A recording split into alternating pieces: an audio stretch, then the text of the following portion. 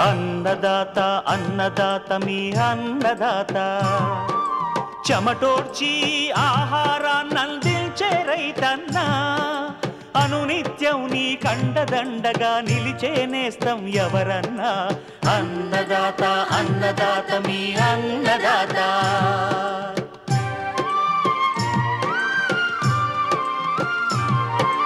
నూతన రీతుల సాగుబడికి, నూరింతలు పెరిగే దిగుబడికి సూచనలిచ్చే సస్య రక్షణకు, పశు పోషణకి శాస్త్ర విజ్ఞానం అందించి ముందుకు నడిపే తెలుగు రైతు భారతదేశానికి మకుటం అయ్యేలా తీర్చిదిద్దే ఆశయంతో మిమ్ము మేలు కొలిపేది అన్నదాత. అన్నదాత అన్నదాత మీ అన్నదాత. అన్నదాత అన్నదాత మీ అన్నదాత. అన్నదాత ప్రేక్షకులకు నమస్కారం. ఈనాటి ముఖ్యాంశాలు: ఖరీఫ్ మొక్కజొన్న సాగులో మెలకువలు,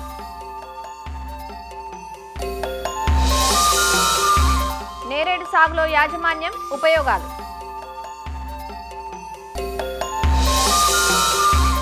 గొర్రెలను ఆశించే చిటుకు వ్యాధి నివారణ చర్యలు.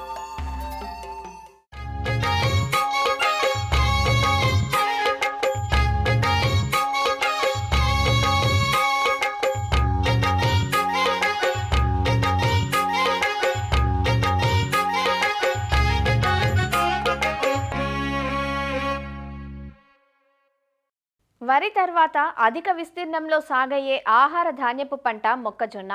మిగతా పంటలతో పోలిస్తే కూలీల అవసరం తక్కువగా ఉండటం, అధిక దిగుబడులనిచ్చే పలు సంకర రకాలు అందుబాటులో ఉండటం, ఏక పంటగానే కాక పలు పంటల్లో అంతర మిశ్రమ పంటగా సాగుకు అవకాశం ఉన్న ఈ పంట సాగు రైతుకు లాభదాయకంగా ఉంది.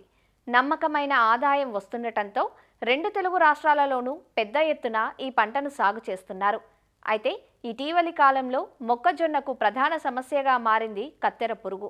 అందువల్ల మొక్కజొన్న సాగుకు ఉపక్రమించే రైతులు ఈ చీడ పురుగును, ఇతర సమస్యలను దృష్టిలో ఉంచుకొని రకాల ఎంపిక నుంచి మేలైన సస్యరక్షణ యాజమాన్యం పాటించినట్లయితే ఎకరాకు 45 క్వింటాలకు పైగా దిగుబడులు సాధించే అవకాశం ఉందంటూ ఖరీఫ్ మొక్కజొన్న సాగులో మెలకువలను వివరిస్తున్నారు శ్రీకాకుళం జిల్లా ఆముదాలవలస కృషి విజ్ఞాన కేంద్రం శాస్త్రవేత్త డాక్టర్ ఎస్ కిరణ్ కుమార్.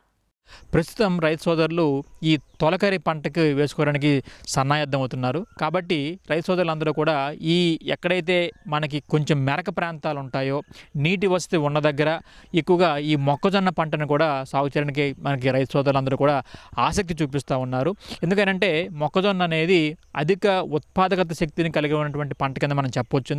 ఈ మొక్కజొన్న అనేది పశువుల మేతగాను, అలాగే కోళ్ళకి మనకు దానా కింద కూడా ఎక్కువగా దీన్ని విరివిగా ఉపయోగిస్తూ ఉంటారు. కాబట్టి అలాగే మనుషుల ఆహారానికి కూడా, అంటే తినడానికి కూడా టేబుల్ పర్పస్ కింద కూడా దీన్ని ఎక్కువగా వాడుతూ ఉండటం కూడా జరుగుతూ ఉంటుంది. ఇన్ని ఉపయోగాలు ఉండటం వలన ఈ మొక్కజొన్నని రైతు సోదరులు ఎక్కువగా వేయడానికి ఆసక్తి చూపిస్తూ ఉన్నారు.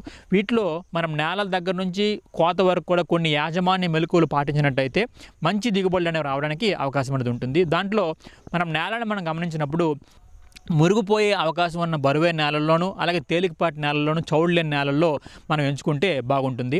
నేల తయారీ మనం గమనిస్తే ఇది 3 నుంచి 4 సార్లు బాగా దుక్కు చేసుకొని చివరి దుక్కులో ఒక ఎకరాకు 10 టన్నుల వరకు కూడా పశువుల ఎరువును వేసి మనం చివరి దుక్కు చేసుకొని, అలాగే బోధులు కాలువలు చేసుకొని విత్తుకున్నట్టయితే చాలా మంచిగా మొక్కజొన్న దిగుబడి బాగుంటుంది. అలాగే విత్తే కాలం మనం గమనిస్తే ఈ జూన్ 15 నుంచి జూలై 15 వరకు కూడా ఈ తొలకరిలో మొక్కజొన్న మనం సాగు చేసుకోవచ్చు. అలాగే మనం రకాల విషయానికి వచ్చినట్టయితే DHM 111 అంటాము. ఈ DHM 111 రకం అనేది 90 నుంచి 95 రోజుల్లో పంట మనకు చేతికి వచ్చేస్తుంది. అలాగే దీని తాలూకు దిగుబడి చూసినట్టయితే 25 నుంచి 30 క్వింటాళ్ళు ఒక ఎకరాకి అందిస్తూ ఆకు ఎండు తెగుల్ని, అలాగే కాండం కుళ్ళు తెగుల్ని కూడా తట్టుకుంటుంది. అలాగే DHM 115 అనే రకం ఉంటుంది. ఇది 85 నుంచి 90 రోజుల్లో పంట చేతికి వస్తుంది. అలాగే దీని తాలూకు దిగుబడి చూసుకున్నట్టయితే 26 నుంచి 28 క్వింటాళ్ళు ఒక ఎకరాకి దిగుబడిస్తూ ఆకు ఎండు తెగుల్ని, అలాగే కాండం కుళ్ళు తెగుల్ని కూడా ఇది తట్టుకొని నిలబడుతుంది. అలాగే DHM 117 అంటాం. ఇది 95 నుంచి 100 రోజుల్లో మనకి పంట చేతికొస్తుంది. 30 నుంచి 35 క్వింటాల దిగుబడిని ఇస్తుంది ఒక ఎకరాకి. అలాగే DHM 121 అంటాం. ఇది 90 నుంచి 95 రోజుల్లో మనకి పంట చేతికొస్తూ 30 నుంచి 35 క్వింటాల దిగుబడిని ఇస్తూ పొడ తెగుల్ని, కాండం తొలుచు పురుగును కూడా కొంతవరకు తట్టుకొని పెరగగలుగుతుంది. అలాగే రకాల్లో ఈ ప్రైవేట్ హైబ్రిడ్స్ అనేవి చాలా ఎక్కువగా మనకి మార్కెట్లో దొరుకుతూ ఉన్నాయి. అవి 110 నుంచి 120 రోజుల్లో మనకి పంట చేతికి వచ్చేస్తుంది. అన్ని రకాలు కూడా 30 నుంచి 35 క్వింటాల వరకు కూడా ఒక ఎకరాకి దిగుబడి సామర్థ్యాన్ని కలిగి ఉన్నాయి తొలకరిలో. ఈ విత్తనం మోతాదు మనం గమనిస్తే ఎకరాకు 8 కిలోల విత్తనం అనేది మనకు సరిపోతుంది. ఈ విత్తన శుద్ధి కూడా ప్రధానంగా ఈ థైరామ్ కానీ, క్యాప్టాన్ కానీ ఏదో ఒక పొడి మందుని 3 గ్రాములు ఒక కేజీ విత్తనానికి పట్టించి మనం విత్తుకోవచ్చు. ఈ మధ్య కాలంలో కత్తెర పురుగు తాలూకు ఉధృతి పెరుగుతుంది కాబట్టి దానికి గాను సయాంట్రినిలిప్రోల్ అలాగే థయామెథాక్సోమ్ అనే ఈ 2 మందుల మిశ్రమం దొరుకుతుంది మనకి. ఆ మందు మిశ్రమాన్ని 4 మిల్లీలీటర్లు ఒక కేజీ విత్తనానికి కలిపి విత్తన శుద్ధి చేసుకొని మనం విత్తుకున్నట్టయితే ఈ ప్రారంభ దశలో ఈ కత్తెర పురుగు తాలూకా ఉధృతిని కూడా మనం తగ్గించగలుగుతాము. విత్తే దూరం మనం చూసుకున్నట్టయితే వరుసకి 60 సెంటీమీటర్లు, వరుసలోని మొక్కి కూడా 20 సెంటీమీటర్లు వచ్చేటట్టుగా కూడా మనం విత్తుకున్నట్టయితే ఈ మనకి దిగుబడులు అనేవి బాగా ఎక్కువగా రావడానికి అవకాశం ఉంటుంది. వీటితో పాటుగా ఎరువుల యాజమాన్యం మనం గమనిస్తే 80 కేజీల నత్రజని, 25 కిలోల భాస్వరం, 20 కిలోల పొటాషినిచ్చే ఎరువులను మనం ఒక ఎకరాకి అందించాలి. అది ఎరువులు వేసే విధానంలో కూడా రైతు సోదరులు చివరి దుక్కులోనే మొత్తము భాస్వరాన్ని అలాగే పొటాషిని వేసుకుంటూ దాంట్లో 1/3 వంతు భాగం నత్రజనిని చివరి దుక్కులో వేసుకొని మిగిలినటువంటి నత్రజనిని 2 దఫాలుగా విభజించి ఒకటి విత్తిన 30 రోజుల తర్వాత అలాగే 55 రోజుల తర్వాత వేసుకున్నట్టయితే ఈ నత్రజని యాజమాన్యాన్ని సక్రమంగా చేసిన వాళ్ళం అవుతాము. వీటితో పాటుగా ఈ మధ్యన మనకి ఈ జింక్ లోపాన్ని కూడా ఎక్కువగా మనం గమనించడం జరిగింది. ఈ ఏదైతే లేతగా వచ్చిన ఆకులు ఉంటాయో అవన్నీ కూడా ఈ నడిమియానికి సమాంతరంగా తెలుపు రంగు గీతలు మనకు రావడం గమనించడం జరిగింది. దీన్ని మనం తెల్ల మొగ్గ కింద అభివర్ణించవచ్చు.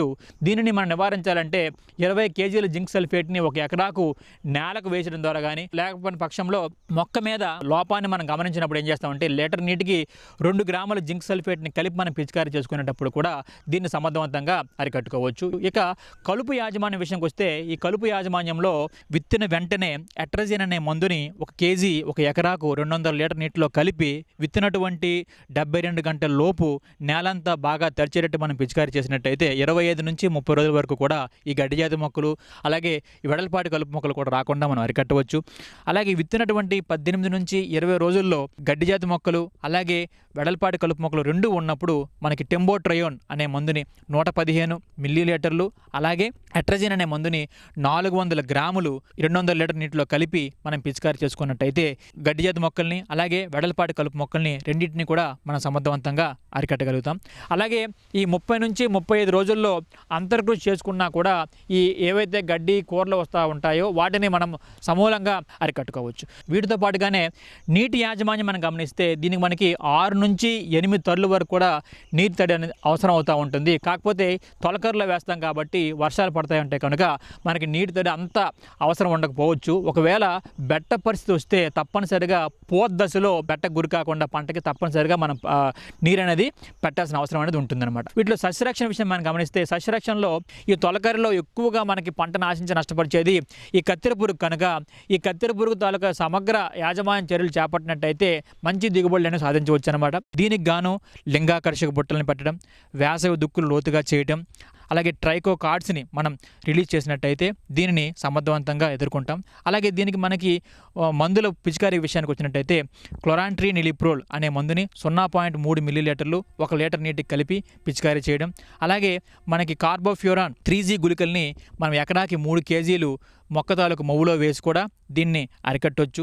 వీటితో పాటుగానే విషపు ఎర్రలను తయారు చేసి కూడా మనం దీన్ని కంట్రోల్ చేయొచ్చు అనమాట. అందుకు గాను ప్రధానంగా మనం 10 కేజీల తవుడిని 2 కేజీల బెల్లాన్ని 2 లీటర్ల నీటిలో కలిపి బాగా ఈ మిశ్రమాన్ని ఒక 24 గంటల పాటు పులియబెట్టి పులిసిన తర్వాత నెక్స్ట్ రోజు ఈ మిశ్రమానికి ఒక 100 గ్రాముల థైడికార్బ్ అనే మందుని కలిపి చిన్న చిన్న ఉండలుగా చేసి సాయంత్రం వేళల్లో పొలం అంతా కూడా మనం చల్లుకున్నట్టయితే ఈ కత్తెర పురుగు వచ్చి దాన్ని తినడం వలన ఇవన్నీ కూడా మనకు చనిపోవడం అనేది జరుగుతుంది. అలాగే ఈ కోత విషయానికి వచ్చినప్పటికీ పంట తాలూకా కాల పరిమితిని బట్టి మనం కోత కోసుకోవడానికి అవకాశం ఉంటుంది. ఆ కోసినటువంటి పొట్టల్ని మనం రెలిచి బయట ఎండబెట్టి ఆ తర్వాత థ్రెషింగ్ చేసుకోవడానికి కూడా అవకాశం ఉంటుంది. లేదా కొన్నిసార్లు ఏమవుతుందంటే ఇప్పుడు మనకి కంప్లీట్గా కంబైన్ హార్వెస్టర్స్ కూడా మనకి మార్కెట్లో అవైలబుల్గా ఉన్నాయి. సో ఇదైతే ఎకరాకు 4,000 నుంచి 5,000 వరకు కూడా మనకి అద్దె తీసుకొని మొత్తం పొట్ట అనేది మొక్కజొన్న పంట మీద ఉంటుండగానే మనం వరి మాదిరిగా కోసేసి దాన్ని మనకి గింజలనే మనకి ఇచ్చేయడం కూడా జరుగుతుంది. కాబట్టి రైతు సోదరులు ఈ యాజమాన్య పద్ధతులను పాటించినట్టయితే ఈ మొక్కజొన్నలో కూడా ఖరీఫ్లో 35 క్వింటాల వరకు కూడా మంచి దిగుబడిని తీసుకొని అధిక దిగుబడులు అనేవి కూడా రావడానికి ఆస్కారం ఉంటుంది. అలాగే మంచి నికర ఆదాయం కూడా పొందడానికి అవకాశం ఉంటుంది.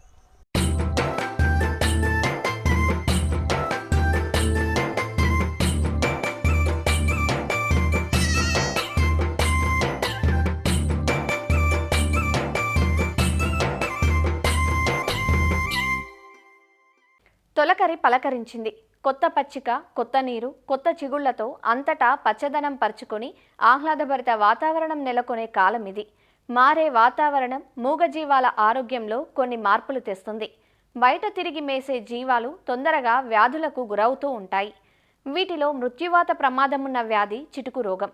ఏ రోగాన్నైనా లక్షణాలను బట్టి ముందుగానే గుర్తించగలం. కానీ చిటుకు రోగం ఆశిస్తే మాత్రం అప్పటిదాకా ఆరోగ్యంగా కనిపించిన గొర్రెలు చిటుక్కుమని చనిపోతాయి. అందుకే దాన్ని చిటుకు రోగం అంటారు. చిటుకు వ్యాధికి నివారణ కంటే నిరోధం ముఖ్యమంటూ తీసుకోవాల్సిన ముందు జాగ్రత్తలను తెలియజేస్తున్నారు శ్రీ వెంకటేశ్వర పశువైద్య విశ్వవిద్యాలయం, పశ్చిమ గోదావరి జిల్లా వెంకటరామన్నగూడెం గేదెల పరిశోధనా స్థానం శాస్త్రవేత్త డాక్టర్ ఆనందరావు.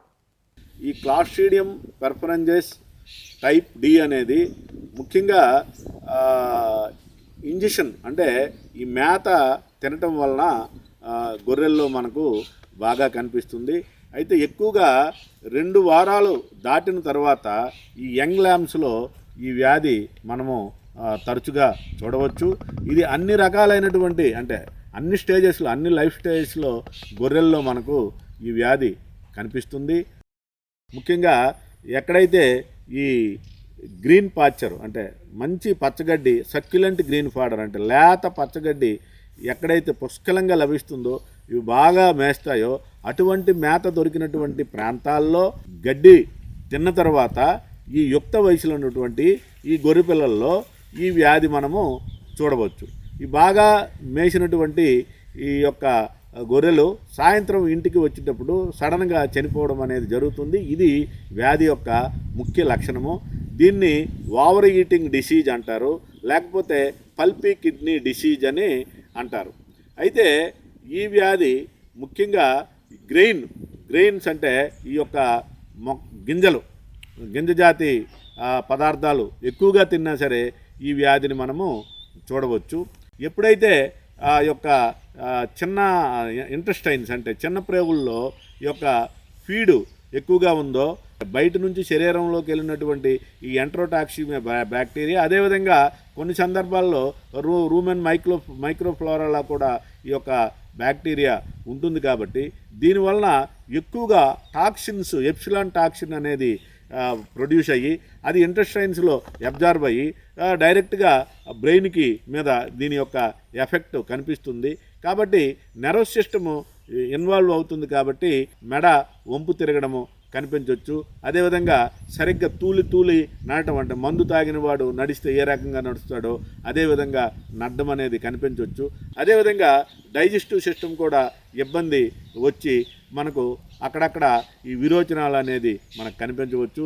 సడన్గా ఎగిరి కింద పడిపోయి చనిపోవడం అనేది జరగవచ్చు. ఈ వ్యాధి తీవ్రత కాకుండా సెకండరీ బ్యాక్టీరియల్ ఇన్ఫెక్షన్స్ అంటే ఇది బ్యాక్టీరియల్ డిసీజ్ కాబట్టి దీనికి వెంటనే యాంటీబయాటిక్ అనేది మనము ఇచ్చుకున్నట్లయితే ఈ వ్యాధి తీవ్రతను మనము తగ్గించుకోవచ్చు. అదేవిధంగా ఈ యొక్క వ్యాధి బారిన పడినటువంటి ఈ యొక్క గొర్రెలను మంద నుండి సెపరేట్ చేసి వీటికి ట్రీట్మెంట్ ఇచ్చి తగ్గిన తర్వాత మళ్ళీ మందలో కలుపుకోవాలి. ముఖ్యంగా ఈ వ్యాధి వర్షాలు పడిన తర్వాత మనకు కనిపిస్తుంది. కాబట్టి వర్షాకాలానికి ముందు అంటే మే నెలలో ఈ యొక్క ఎంట్రోటాక్సిమియా ఈటీ వ్యాక్సిన్ అనేది మనకి ప్రభుత్వం సరఫరా చేస్తుంది. కాబట్టి ఈ గొర్రెల కాపరిదారులు అందరూ కూడా వాళ్ళ యొక్క సంఘాల ద్వారా ఈ యొక్క టీకాలను వేసుకొని తమ యొక్క గొర్రెలకు వ్యాధి నిరోధక శక్తి పెంచుకొని గొర్రెలను కాపాడుకుంటారని చెప్తున్నాను. అదేవిధంగా ఆల్ట్రా వ్యాక్ అనేటటువంటి వ్యాక్సిన్ కూడా వచ్చింది. దీనిలో 5 రకాలైనటువంటి వ్యాధులు, ముఖ్యంగా ఎంట్రోటాక్సిమియా కానీ, బ్లాక్ లెగ్ కానీ, ఇలాగా ఒక 5 రకాలైనటువంటి వ్యాధులతో కూడినటువంటి టీకా కూడా రావడం జరిగింది.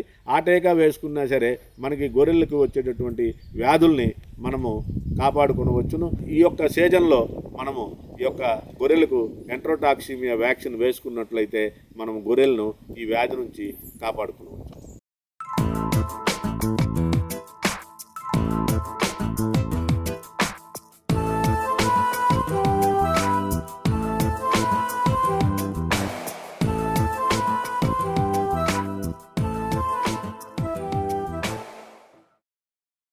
అల్లనేరేడు ఆరోగ్యానికి చేసే మేలు బోలెడు. దీన్ని తినడం వల్ల మధుమేహం, ఊబకాయం, థైరాయిడ్ వంటి వ్యాధులు నియంత్రణలోకి వస్తాయని వైద్యులు చెబుతుంటారు. కడుపులో పుండ్లు, మంట, అల్సర్ వంటి వ్యాధులకు ఇది దివ్యౌషధంగా పనిచేస్తుంది. ప్రస్తుత సీజన్లో విరివిగా లభించే ఈ పండ్ల చెట్లు ఒకప్పుడు అడపాదడపా కనిపించేవి. ప్రస్తుతం నేరేడుకు పెరిగిన డిమాండ్ దృష్ట్యా తోటలుగా సాగు చేస్తున్నారు. కొత్తగా సాగు చేసే రైతులు వేసుకోదగ్గ నేరేడు రకాలు, సాగు మెలకువలు, నేరేడు ఉపయోగాల గురించి సంగారెడ్డి ఫల పరిశోధనా కేంద్రం కీటక విభాగ శాస్త్రవేత్త నితీష్తో మా ప్రతినిధి ప్రశాంత్ ముఖాముఖి ద్వారా తెలుసుకుందాం. ప్రస్తుతం నేరేడు కాపు దశలో ఉంది. దీనిలో మంచి లాభాలు గడించాలంటే ఎలాంటి మెలకువలు పాటించాలి? ఈ కోత దశలో ఉన్న నేరేడుకి ఎలాంటి చీడపీడలు సంక్రమిస్తాయి? వాటి నుంచి మనం నివారించుకొని లాభాల బాట పట్టాలంటే ఎలాంటి మెలకువలతో ముందుకెళ్తే మనకు లాభాలు గడించే అవకాశం ఉంటుందో మనతో పంచుకోవడానికి ఫల పరిశోధన కేంద్రం ఇక్కడ సంగారెడ్డి నుంచి శాస్త్రవేత్త నితీష్ గారు ఉన్నారు. ఆయన అడిగి మరిన్ని వివరాలు తెలుసుకునే ప్రయత్నం చేద్దాం. సార్ చెప్పండి, ముఖ్యంగా ఇది నేరేడు సీజన్. ఈ సీజన్లో రైతులు మంచి లాభాలు గడించాలంటే ఎలాంటి మెలకువలు పాటిస్తే బాగుంటుందంటారు? తక్కువ పెట్టుబడితో ఎక్కువ లాభాలు రైతులు సంపాదించాలంటే మనకి వేసవిలో మామిడితో పాటు వచ్చే పంట ఈ నేరేడు. ఈ యొక్క నేరేడులో మనకి పోషక విలువలతో పాటు ఔషధ విలువలు కూడా ఎక్కువగా ఉండటం వల్ల దీనికి ఒక ప్రాముఖ్యత ఉంది. ఆకులు కానీ, బెరడు కానీ, వేరు కానీ, విత్తనాలు కానీ, పండ్లు కానీ ప్రతి ఒక్క భాగంలో కూడా ఎక్కువగా మనకి ఔషధ విలువలు ఉండటం వల్ల దీనికి ప్రత్యేకమైన స్థానం ఉంది. నేరేడులో రకాలనేవి శాస్త్రీయంగా రూపొందించిన లేదా అభివృద్ధి చేసిన రకాలనేవి చాలా తక్కువగా ఉన్నాయి. మహారాష్ట్ర డపోలి వారు అభివృద్ధి చేసిన మనకి కొంకన్ బహడోలి అనేది చాలా ప్రాముఖ్యంలో ఉంది. దాంతోపాటుగా మనకి గోమ ప్రియాంక, కృష్ణరాణి, రాజేంద్ర జామున్ ఇటువంటి రకాలు మనకి వీటితో పాటుగా CISHR లక్నో వారు విడుదల చేసిన రకాలు మనకి అందుబాటులో ఉన్నాయి. ఒక్కొక్క మొక్కకి మనకి దాదాపుగా సరైన యాజమాన్యం పాటిస్తే మనకి 70 నుండి 80 కేజీల వరకు మనం ఈ ఫలాన్ని తీసుకోవచ్చు. ఫల పరిశోధన కేంద్రంలో అలాంటి జాతులు ఏమైనా అందుబాటులో ఉన్నాయా? రైతులు కావాలంటే వాళ్ళకి ఎంత ధరలో అందించడం జరుగుతుంది ఇక్కడ? ఈ ఫల పరిశోధనా స్థానం సంగారెడ్డిలో మనకి కొంకన్ బహడోలి అనే రకం మనకి రైతులకి అందుబాటులో ఉంటుంది. ఈ మొక్క వచ్చేసి మనకి 1.5 నుండి 2 సంవత్సరాల వరకు వయసు ఉంటుంది. మొక్క వచ్చేసి మనకి 2 నుంచి 3 ఫీట్లు అడుగుల వరకు ఉంటుంది. ఈ యొక్క మొక్క ధర వచ్చేసి ఒక్కొక్క మొక్క ధర మనకి 60 రూపాయల వరకు ఉంటుంది. రైతులకి ఎల్లవేళలా మనకి ఈ మొక్కలు అనేవి నేరేడు మొక్కలు అందుబాటులో ఉంటాయి. ఈ నేరేడు సాగులో ఏమైనా చీడపీడలు సోకే అవకాశం ఉందంటారా వీటికి ఎక్కువగా? ఈ నేరేడు అనేది మనకి అడవి జాతి మొక్క అని చెప్పుకోవచ్చు. దీంట్లో చీడపీడల బెడద చాలా తక్కువగా ఉంటుంది. శాకీయ దశలో మనకి గొంగలి పురుగులు, కొన్ని రకాలైన గొంగలి పురుగులు లేత ఆకుల్ని తినడం మనం గమనించవచ్చు. కాయలు ఏర్పడినప్పుడు పండు ఈగ సమస్య కూడా ఉంటుందన్నమాట. ఈ పండు ఈగ సమస్య వచ్చినప్పుడు మనం ఎకరానికి 10 నుండి 12 మనం యొక్క లింగాకర్షక బుట్టలు పెట్టి వాటిని అదుపు చేసుకోవచ్చు. గొంగలి పురుగులు నివారించడానికి మనం క్లోరిఫైరిఫాస్ అనే కీటకనాశిని 2 మిల్లీలీటర్లు మనం లీటర్ నీటికి కలిపి పిచికారీ చేసుకోవచ్చు. నేరేడులో ముఖ్యంగా మనకి పూత దశ నుంచి కోత దశ వరకు వచ్చే ఆ రైతులు ఎలాంటి మెలకువలు పాటిస్తే ఎక్కువ గిట్టుబాటు ధర పొంది పెట్టుబడి ఎక్కువ మన ధర వచ్చేలాగా చేసుకునే అవకాశం ఉంటుంది? ఈ ఈ నేరేడు అనేది మనం ఎటువంటి వాతావరణంలో అయినా మనం దీన్ని సాగు చేయొచ్చు. ముఖ్యంగా మనకి ఉష్ణోగ్రతలు 35 నుండి 40 డిగ్రీల వరకు ఉన్న ఉష్ణోగ్రతల్లో దీన్ని సాగు చేయొచ్చు. మనం సంవత్సరానికి 800 నుండి 1000 మిల్లీమీటర్ల వర్షపాతం నమోదయ్యే ప్రాంతాల్లో కూడా దీన్ని మనం సాగు చేయొచ్చు. ఈ నేరేడు అడవి జాతి మొక్క కాబట్టి మనకి ఎటువంటి నేలల్లో అయినా దీన్ని సాగు చేసుకోవచ్చు అనమాట. ఎరువుల విషయానికి వస్తే మనం 5 సంవత్సరాలు పైబడిన మొక్కకి మనం 25 నుండి 30 కేజీల మనం పశువుల ఎరువు ప్రతి సంవత్సరం మనం వేసుకోవాలి. దాంతోపాటుగా మనం urea 1 KG, single super phosphate కేజీన్నర, అలాగే మ్యూరేట్ ఆఫ్ పొటాష్ కేజీన్నర ప్రతి మొక్కకి మనం జూన్ జూలైలో ఒకసారి, అలాగే సెప్టెంబర్ అక్టోబర్లో ఒకసారి, అలా సంవత్సరానికి 2 సార్లు మనం ఎరువులు క్రమం తప్పకుండా అందించాలి. దీంతో పాటుగా 2 నుండి 3 కేజీలు వేపపిండి కానీ గానుగ పిండి కానీ మనం చెట్లకి అందించినట్టయితే సరైన పోషకాలు ఈ చెట్లకి అందుతాయి. నీటి యాజమాన్యం గురించి మనం చూసుకున్నట్లే దీనికి చాలా తక్కువ నీరు అవసరం అన్నమాట. అంటే మొక్కలు ఎప్పుడైతే చిన్న దశలో ఉన్నాయో మనం వారానికి 2 నుండి 3 సార్లు నీరు ఇస్తే సరిపోతుంది. నీరు డ్రిప్ ద్వారా ఇచ్చినట్లయితే మనకి సరైన నీటిని ఉపయోగించుకున్నట్లు అవుతుంది. సాధారణంగా ఈ నేరేడుని మనం వర్షాధార పంటగా మనం సాగు చేసుకోవచ్చు కాబట్టి నీరు అనేది పెద్ద సమస్య కాదు. అయితే ఈ చెట్లు పిండి దశలో ఉన్నప్పుడు మనం 15 నుండి 20 రోజులకు ఒకసారి క్రమం తప్పకుండా నీరు అందించినట్లయితే పిండి రాలకుండా ఉంటుందన్నమాట. ఇప్పుడు మనకి కొత్తగా ఒకవేళ మేము నేరేడు సాగు చేసుకుంటాం అనే వారికి రైతులకు మీరు ఎలాంటి సలహాలు సూచనలు ఇస్తారు సార్? ఈ కొత్తగా నేరేడు సాగు చేయాలనుకునే రైతులు మనకి వేసవిలో మనకి లోతుగా దుక్కులు అనేవి దున్నుకోవాలి. అంటే 2-3 సార్లు వాళ్ళు అడ్డం నిలువుగా భూమిని అంతా కలియదున్నటం వల్ల ఈ యొక్క కలుపు మొక్కలు లేకుండా మనకి భూమిని అంతా కూడా వదులుగా చేసుకోవాలి. ఈ నేరేడుని మనకి 5 నుండి 5 మీటర్ల పొడవులో కానీ 6 మీటర్ల పొడవులో కానీ పెట్టుకోవచ్చు. 5 మీటర్ల దూరంలో పెట్టుకుంటే మనకి ఎకరానికి 120 మొక్కల వరకు పడతాయి. 6 మీటర్ల దూరంలో పెట్టుకుంటే మనకి ఎకరానికి 110 మొక్కల వరకు పడతాయి అన్నమాట. 1 మీటరు లోతులో 1 మీటరు అడ్డంగా మనం ఈ గుంతలు తీసుకుండి ఈ గుంతల్లో మనం 25 నుండి 30 కేజీల పశువుల ఎరువు వేసి దాంతోపాటుగా 2 నుండి 3 కేజీలు వేపపిండి కానీ కానుగ పిండి కానీ వేసి మనం ఈ యొక్క గుంతల్ని పూడ్చివేయాలి. ఎప్పుడైతే మొక్కలు పెట్టుకుంటున్నామో అప్పుడు ఆ గుంతలు తీసి మనం మొక్కలు పెట్టుకోవాలి. అయితే మనకి మొక్కలు పెట్టుకోవటానికి అనువైన నెలలు వచ్చేసి మనకి జూన్ జూలైలో మనం తెచ్చుకున్న మొక్కల్ని పెట్టుకోవచ్చు. ఎప్పుడైతే మనకి మొక్కలు పెరుగుతున్నాయో 3 సంవత్సరాల వరకు మొక్కల్ని చాలా జాగ్రత్తగా కాపాడుకోవాలి. నీటి విషయంలో కానీ ఎరువుల విషయంలో కానీ అలాగే చీడపీడ విషయంలో కానీ సరిగ్గా యాజమాన్యం పాటించాలి. క్రమం తప్పకుండా మనం కత్తిరింపులు అనేవి చేసుకోవాలి. మనకి 60 నుండి 100 సెంటీమీటర్ల వరకు కాండం మీద ఎటువంటి కొమ్మలు లేకుండా మనం ప్రతి సంవత్సరం కత్తిరింపులు చేసుకోవాలి. దాదాపుగా మనకి 3 సంవత్సరాల నుండి పూత వచ్చినా కూడా మనం దాదాపుగా 5వ సంవత్సరం నుంచి మనం కాపు తీసుకున్నట్లయితే చెట్లు బలంగా పెరగటానికి, చెట్లల్లో ఎక్కువ బలం నిలవటానికి వీలుగా ఉంటుందన్నమాట. సరైన యాజమాన్యం పద్ధతి పాటించి మనం ఈ యొక్క నేరేడుని సాగు చేసినట్లయితే మనకి ఎకరానికి దాదాపుగా 1,00,000 నుండి 1,50,000 రూపాయలు చేతికి రావటం జరుగుతుంది. ముఖ్యంగా నేరేడు తినడం వల్ల ప్రజలకి కలిగే ఆరోగ్య ఫలితాలు ఏమంటారు? ఈ నేరేడు తినడం వల్ల మనకి లాభాలు ఏంటంటే ముఖ్యంగా మనకి జీర్ణ వ్యవస్థ చాలా మంచిగా పనిచేస్తుంది. దాంతోపాటుగా గుండె కండరాలు మనకి గట్టిపడకుండా మనకి గుండెకి సంబంధించిన రుగ్మతలు ఏమన్నా ఉన్నా శరీరానికి సంబంధించిన రుగ్మతలను కూడా ఇది నేరేడు తగ్గిస్తుంది. అంతేకాకుండా శరీరంలో వేడిని చాలా వరకు ఈ నేరేడు అనేది తగ్గిస్తుంది. ముఖ్యంగా ఈ నేరేడు తినడం వల్ల ఏంటంటే మనకి రక్తంలో ఉన్న ఈ చక్కెర స్థాయిలను చాలా వరకు తగ్గిస్తుంది అనమాట. అంటే మనకి మధుమేహాన్ని ఇది అదుపులో ఉంచుతుంది. అంతేకాకుండా కాలేయం సంబంధించిన వ్యాధులు ఏమన్నా ఉంటే ఈ నేరేడు మనకి నయం చేస్తుంది. అంతేకాకుండా మనకి నాడీ వ్యవస్థ చురుకుగా పనిచేయటానికి, మన బ్రెయిన్ ఏదైతే ఉందో మనకి చురుగ్గా పనిచేయటానికి ఈ నేరేడు చాలా వరకు ఉపయోగపడుతుంది. మార్కెట్లో ప్రస్తుతం గరిష్టంగా 200 రూపాయలు కేజీకి పలుకుతున్న నేరేడు పంట సాగుతో రైతులు అనేక లాభాలు పొందవచ్చని ఇక్కడ మనకు శాస్త్రవేత్త చెబుతున్నారు. అలాగే అడవి జాతికి చెందిన మొక్క కావడం వల్ల ఎక్కువ ఎరువుల వినియోగం లేకుండానే చీడపీడల నివారణ తక్కువగా ఉంటుందని, దాంతోపాటు రైతు ఒకసారి పెట్టుకుంటే సుమారు 100 సంవత్సరాల వరకు కాపు వస్తుందని, దాని ద్వారా రైతు లాభాల బాట పట్టే అవకాశం నేరేడు సాగుతో ఉంటుందని చెప్పేసి మనకు శాస్త్రవేత్త నితీష్ గారు చెప్పడం జరుగుతుంది. కెమెరామెన్ ఉమామేశ్వరరావుతో ప్రశాంత్, ఈటీవీ న్యూస్, సంగారెడ్డి. మరిన్ని విభిన్న అంశాలతో రేపటి అన్నదాతలో మళ్ళీ కలుసుకుందాం. నమస్కారం. అన్నదాతలు తమ సందేహాలు, సమస్యలను 1800-425-4085 టోల్ ఫ్రీ నెంబర్లో ఉదయం 10 గంటల నుంచి 11 గంటల మధ్య పని దినాలలో సంప్రదించగలరు. ఈ కార్యక్రమాన్ని యూట్యూబ్లో www.youtube.com/annadaata ETV లింక్ ద్వారా వీక్షించవచ్చు.